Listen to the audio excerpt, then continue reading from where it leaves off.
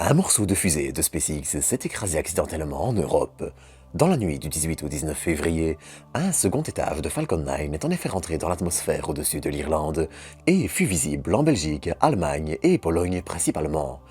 Et c'est un petit souci. En général, pour minimiser le risque de débris et de dégâts au sol, on a quand même un petit réservoir qui a atteint le sol intact. Les seconds étages sont en effet désorbités et contrôlés pour aller s'écraser dans une zone dédiée, en général dans l'océan. Mais ici, il y a un souci. Le second étage, qui avait été lancé le 1er février pour un lancement de satellite Starlink, a en effet souffert d'un assez grave problème. Le problème, c'est qu'après le déploiement de cette grappe de Starlink, une fuite de carburant a mené à la perte de contrôle de l'étage, menant ensuite à ses retombées incontrôlées en Pologne.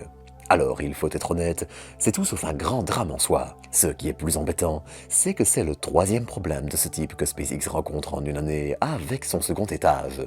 Et si jusqu'ici SpaceX avait réussi à presque sans faute, la multiplication des incidents sur des éléments qui, hors lancement de Starlink, peuvent jouer un rôle essentiel sur de gros contrats de gros lancements et d'importants satellites, eh bien, c'est tout sauf rassurant.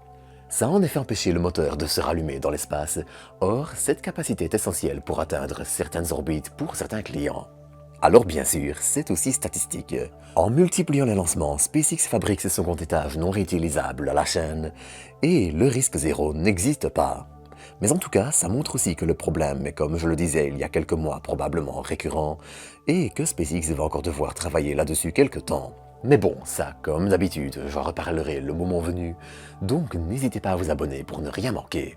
Allez, sur ce, à bientôt pour de nouvelles doses d'espace.